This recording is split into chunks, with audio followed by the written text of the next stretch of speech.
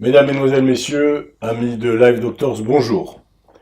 Nous sommes aujourd'hui en compagnie du docteur Franck Amouyal, bonjour. Bonjour. Merci de nous donner un peu de votre temps.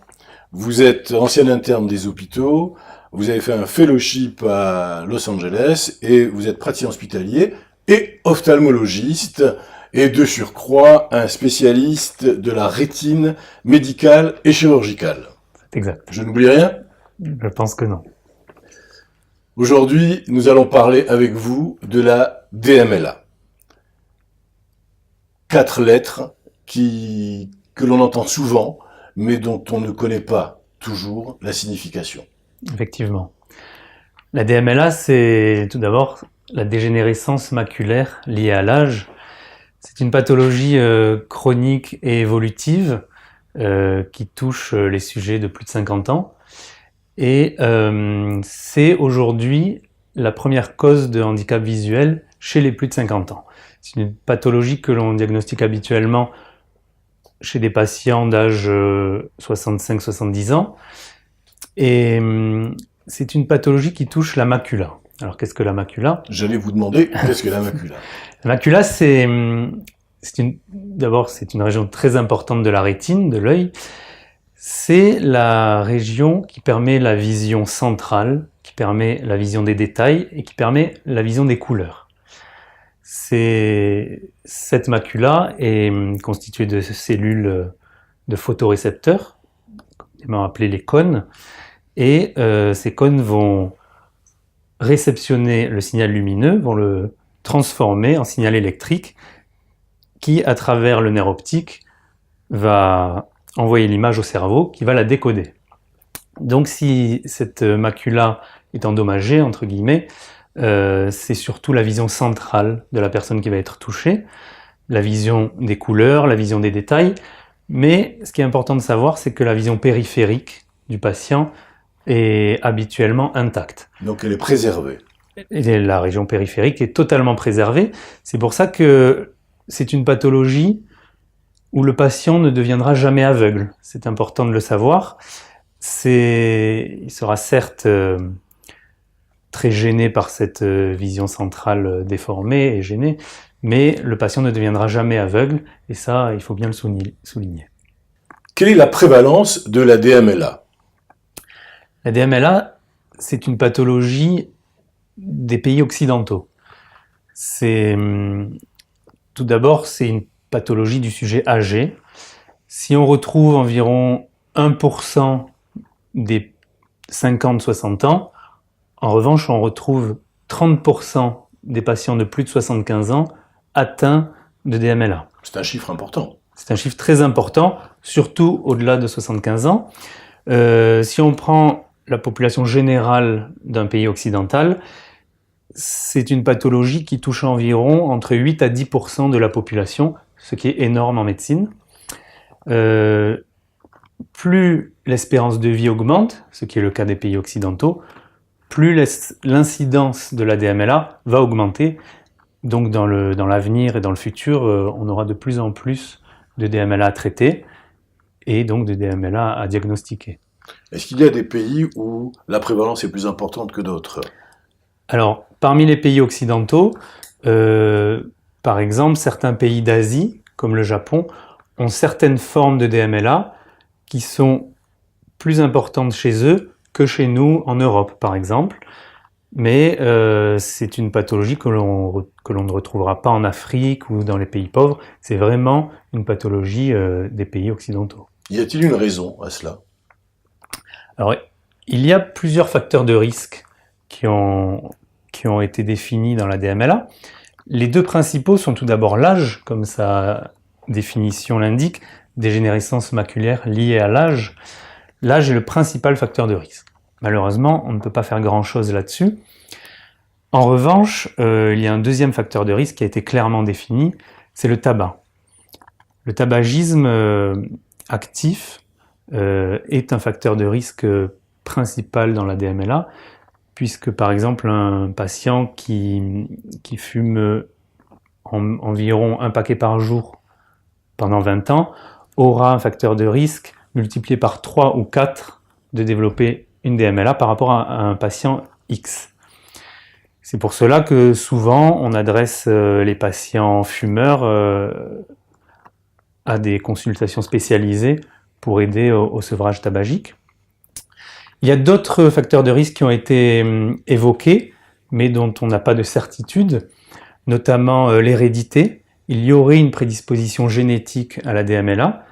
Un patient qui a des parents, qui a des grands-parents qui ont eu une DMLA aura de fortes chances de développer lui aussi une DMLA, ou plutôt aura de forts risques de développer une DMLA.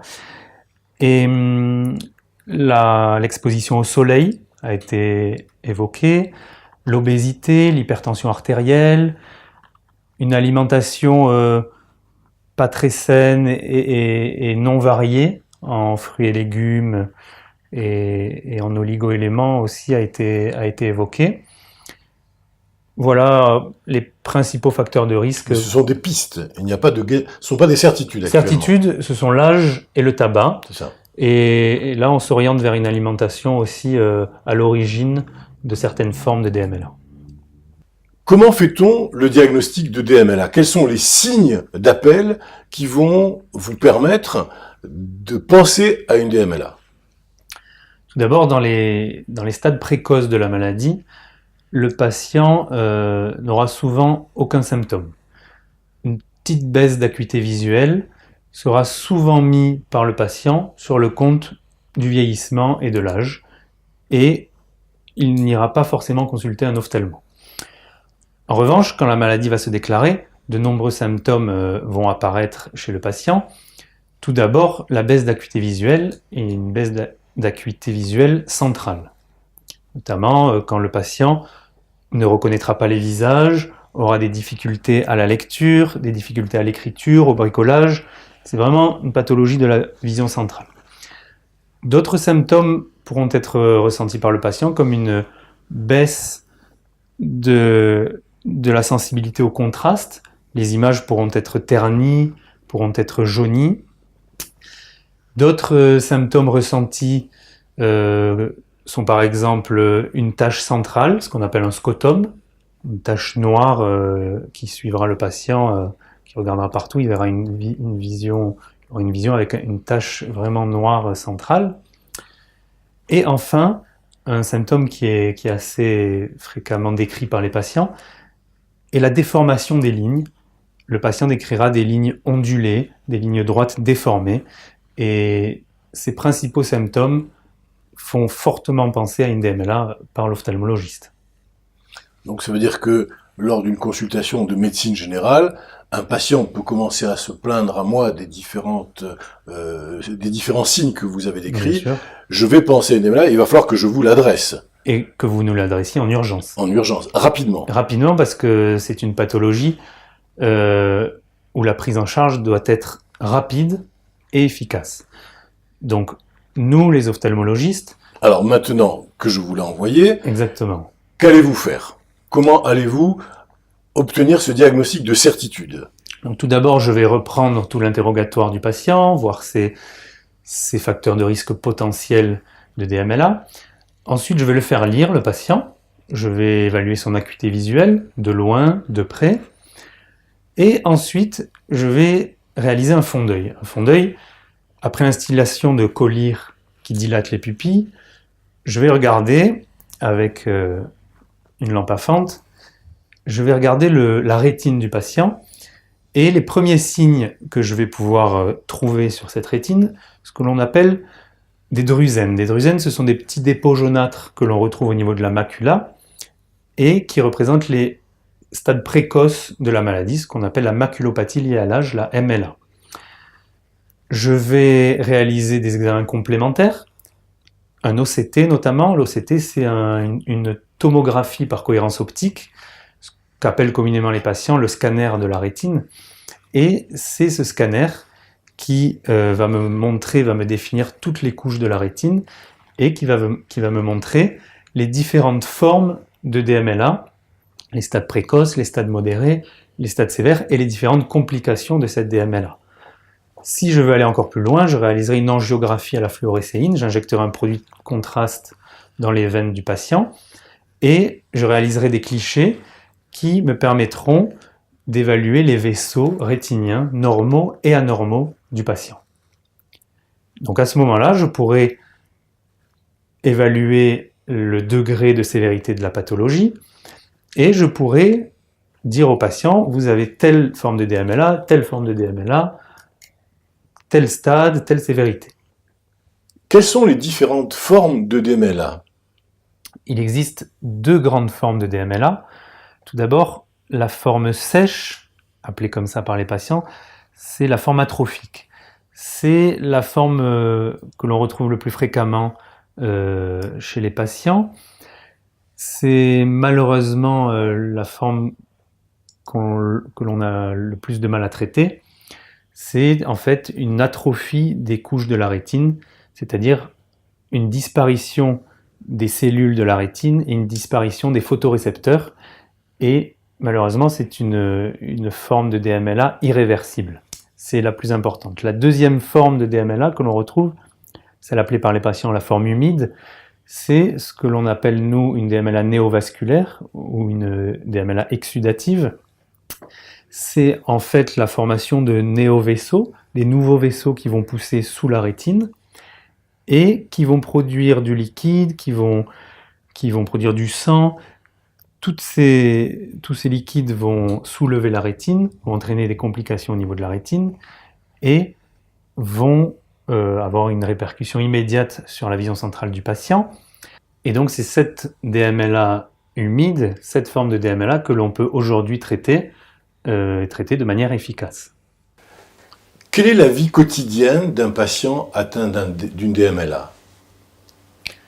Alors la vie quotidienne est forcément chamboulée pour les patients, puisque donc, tout ce qui est vision centrale, c'est-à-dire lecture, écriture, bricolage, reconnaissance des visages, toutes ces choses seront perturbées chez les patients atteints de DMLA et le patient devra apprendre à vivre avec. En revanche, pour tout ce qui est activité de la vie quotidienne, comme s'habiller, comme se balader dans la rue, dans des endroits connus par le patient, exactement, tout ça ne sera pas chamboulé puisque la vision périphérique est intacte. Il est important de dire au patient qu'il ne perdra pas son autonomie. Puisque la DMLA ne rend pas aveugle, c'est très important de garder espoir et de savoir que le patient maintiendra une autonomie comme avant. C'est juste que ces quelques activités de vision centrale seront perturbées. Y a-t-il des moyens qui ont été mis au point pour aider à la vie quotidienne du patient atteint de DMLA? Oui, bien sûr. Des moyens comme par exemple des systèmes d'aide optique, des systèmes de loupe grossissante ont été mis au point, puisque la vision de près est gênée. Des systèmes de rééducation ont été aussi mis au point, puisque ces rééducations permettent de mobiliser des parties de la rétine qui ne sont pas touchées, et ainsi le patient pourra réussir à voir certaines parties du champ visuel qu'il ne voyait pas avant. Toutes ces petites aides permettent un maintien de l'autonomie du patient. Quel est le traitement de la DMLA? Alors tout d'abord, la prévention. La prévention avec, comme on disait tout à l'heure, le sevrage tabagique, une alimentation saine et variée, une hygiène de vie saine, c'est-à-dire un poids normal, une alimentation, une activité physique régulière. Ça, c'est pour ce qui est de la prévention. Au niveau des solutions thérapeutiques, malheureusement, dans la forme atrophique de la maladie, aujourd'hui en 2016, il n'existe pas de traitement curatif. Il existe des supplémentations alimentaires, des compléments alimentaires que l'on donne aux patients qui sont constitués par des antioxydants, de la vitamine C, de la vitamine E, des oligoéléments comme du zinc, du sélénium, de la lutéine, de la zéaxanthine. Mais tous ces compléments alimentaires ne sont pas une solution thérapeutique efficace. Cela réduirait potentiellement l'évolution de la maladie, Mais aujourd'hui, malheureusement, il n'existe pas de traitement curatif de la DMLA atrophique. En revanche, la DMLA humide et la DMLA exsudative a une solution efficace, ce sont les injections d'anti-VEGF. En fait, ces mauvais vaisseaux, ces néovaisseaux qui poussent sous la rétine, poussent grâce à un facteur de croissance que l'on appelle le VEGF. Donc, les recherches se sont orientées vers des anti-VEGF que l'on injecte dans l'œil. Qui vont donc stopper ou diminuer la production de ces néovaisseaux. Exactement, la production, la croissance, la maturité de ces néovaisseaux. Ce sont des injections que l'on injecte dans l'œil. Ça ne fait pas mal puisqu'on instille des collyres anesthésiants juste avant. Et ces injections devront être répétées mensuellement. Et c'est aujourd'hui le traitement unique, le traitement efficace de cette DMLA qu'il faudra en revanche réaliser de manière très rapide, car une DMLA qui évolue pendant des semaines, des mois sans traitement est une DMLA qui sera très difficilement curable. D'où l'importance de la description des signes que vous avez faits et qui sont des signes d'appel et sur lesquels les médecins doivent réagir rapidement et adresser à ce moment le patient à l'ophtalmo qui, lui, va mettre en marche le protocole thérapeutique. Tout d'abord, le patient doit être sensibilisé à tous ces symptômes évocateurs de DMLA. D'où l'importance des émissions de Live Doctors. Exactement. Et le patient devra réaliser une autosurveillance. Ce qui est très important pour les patients, c'est de faire cette autosurveillance œil par œil. Il devra tout d'abord se cacher un œil, puis l'autre, et regarder sur des grilles, par exemple des grilles de mots croisés, regarder s'il ne voit pas ces lignes ondulées, s'il ne voit pas une tache centrale, s'il ne voit pas une sensibilité des contrastes diminués. Le patient est en première ligne des traitements. Ensuite, effectivement, une fois que le diagnostic est posé par l'ophtalmologiste, des contrôles réguliers doivent être réalisés, des contrôles mensuels. Le patient devra revenir tous les mois voir l'ophtalmologiste pour réaliser cet examen du fond d'œil, réaliser cette OCT. C'est pour ça qu'on demande une compliance, une observance aux patients très très importante. C'est la source d'une récupération ou plutôt d'un maintien de la vision centrale à terme. Malgré les traitements, malgré les aides que vous venez de développer, comment peut évoluer la DMLA ? Malheureusement, la dégénérescence maculaire est une pathologie évolutive.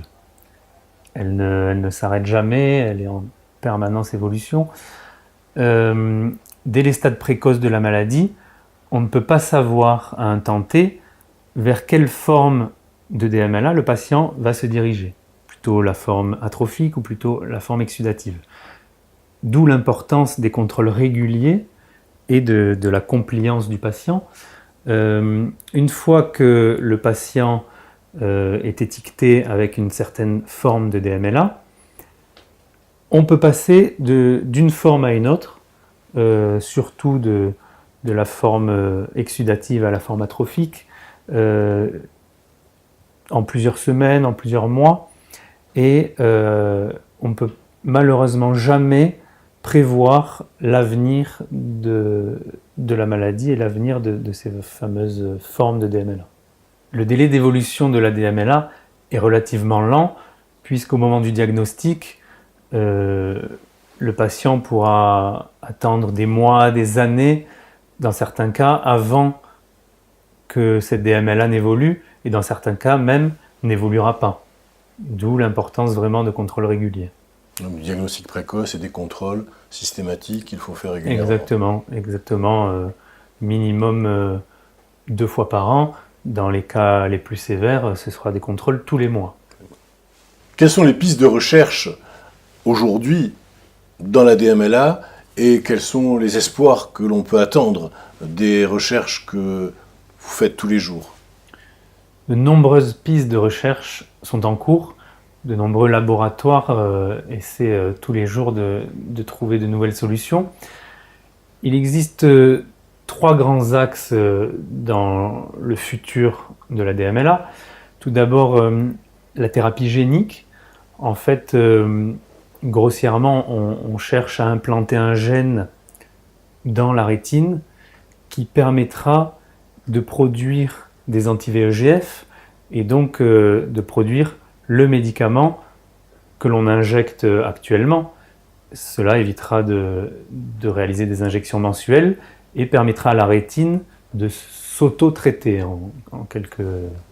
Les anti-VEGF, c'est ce produit qui va permettre de stopper la production de néovaisseaux. Exactement. Il ne permet pas de traiter, de guérir la DMLA, il permet de la soigner provisoirement en stoppant cette croissance des néovaisseaux. Et donc cette thérapie génique est une porte d'espoir à ces traitements de DMLA. Le deuxième axe est représenté par les thérapies cellulaires. En fait, il consiste à injecter plusieurs centaines de milliers de cellules souches sous la rétine qui permettront ensuite de renouveler ce stock de cellules qui sont malheureusement plus fonctionnelles. Et en injectant ces cellules, on aura à nouveau des cellules rétiniennes et des photorécepteurs qui pourront marcher et pourront redonner une acuité visuelle suffisante aux patients. Ça, c'est le deuxième axe. Enfin, le dernier espoir de traitement dans la DMLA est ce que l'on appelle communément la prothèse rétinienne. En fait, il s'agit d'implanter cette prothèse sous la rétine qui sera reliée à une petite caméra que l'on pourra porter sur des lunettes. La caméra détectera les images, transférera le tout à la prothèse rétinienne qui, elle, transformera ce signal lumineux en signal électrique et le transférera au cerveau qui décodera l'image. Donc actuellement, ce sont les 3 pistes de recherche voilà. Sur lesquelles vous travaillez. Exactement, et il y a un espoir pour les patients aujourd'hui atteints de DMLA. Eh bien, merci. Merci, Dr Amouyal, de nous avoir reçus. Merci de nous avoir donné toutes ces informations, toutes ces indications. Aujourd'hui, grâce à vous, la DMLA, c'est quelque chose qui est un peu moins mystérieux pour le commun des mortels. Et puis, merci pour toutes ces informations et tous ces espoirs, tous les espoirs que vous apportez dans votre conclusion. Merci à vous. Merci à vous.